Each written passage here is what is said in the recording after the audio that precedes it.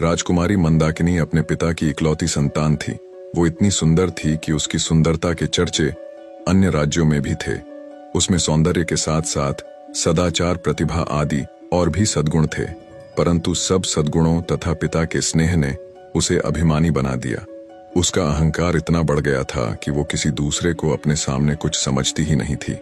अनेक राजकुमारों ने उससे विवाह करना चाहा, किंतु किसी को वह अपने योग्य माने तब तो। राजकुमारी की अवस्था दिनों दिन बढ़ती जा रही थी। महाराज को लोक निंदा का भय था।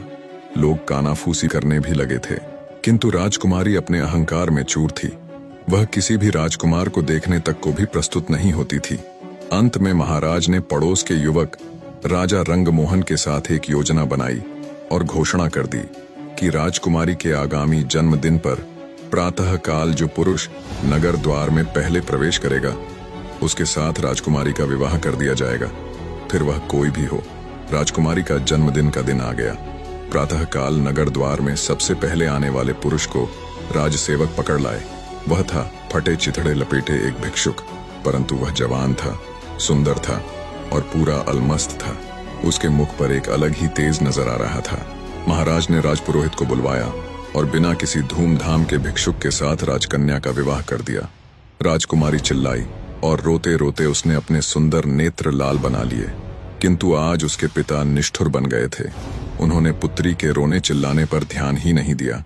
भिक्षुक को केवल 5 स्वर्ण मुद्रा देकर उन्होंने कहा, तू अपनी पत्नी को लेकर मेरे राज्य से शीघ्र निकल जा, और याद रखना, यदि फिर तू या तेरी पत्नी मेरे राज्य में आए तो प्राण दंड दिया जाएगा।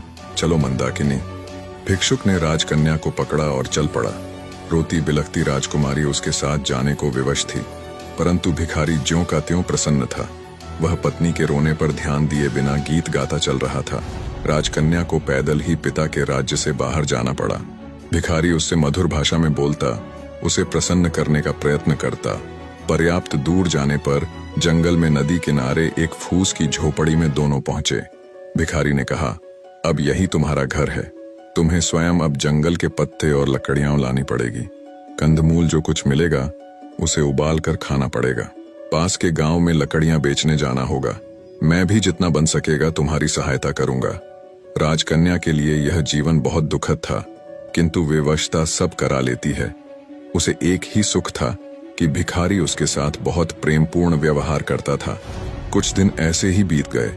फिर एक दिन भिखारी ने झोंपड़ी छोड़ दी और मंदाकिनी को लेकर वह एक गांव में आया। वहां वे दोनों एक खंडहर जैसे घर में रहने लगे। भिखारी कहीं से कुछ पैसे ले आया और उससे उसने मिट्टी के बर्तन खरीदे। पत्नी से कहा, इन बर्तनों को बाजार में ले जाकर बेच आओ। किसी समय जो राजकन्या थी, उसके लिए सिर पर बर्तन उठाकर बाजार में जाना बड़ा कठिन काम था, किंतु मरती क्या करती, उसे जाना पड़ा।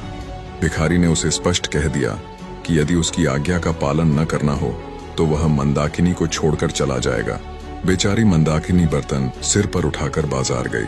उसे बर्तन बेचना तो आता नहीं था, दूसरों से नम्र व्यवहार करना भी नहीं आता था।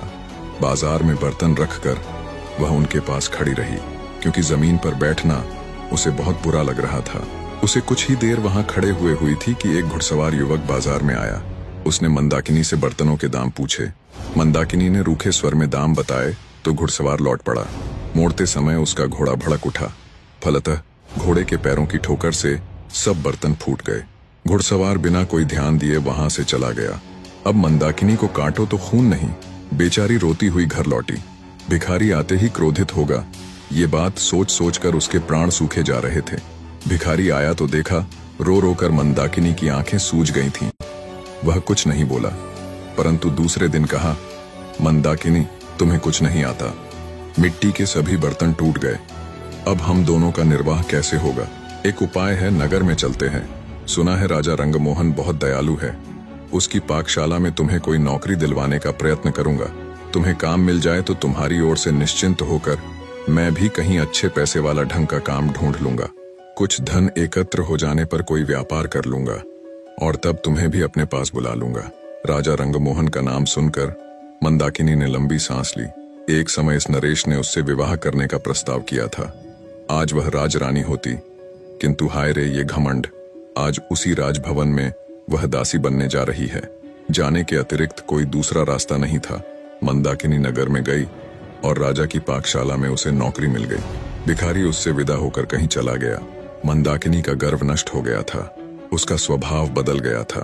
अब वह अत्यंत विनम्र, परिश्रमी और सावधान सेविका बन गई थी। रसोई घर की अध्यक्षा रंभा कुमारी उसके कार्य से अत्यंत संतुष्ट थी। बसंत पंचमी आई। राजा रंगमोहन का जन्मदिन था।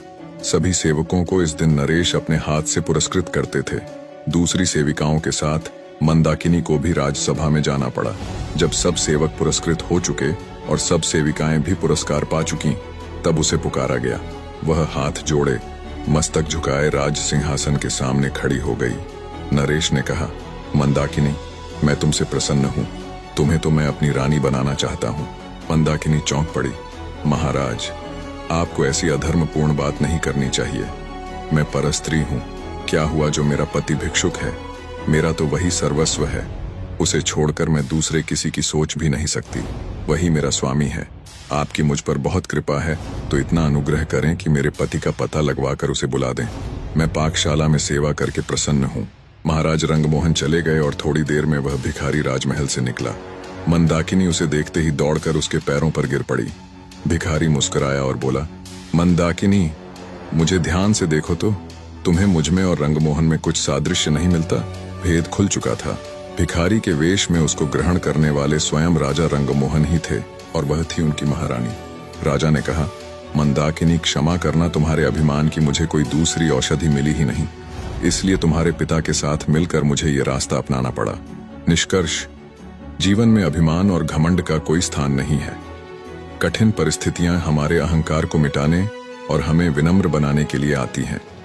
जीवन की सच्ची समझ कठिनाइयों से ही मिलती है और सच्चे प्रेम और समर्पण के बिना जीवन में वास्तविक खुशी और संतोष संभव नहीं है।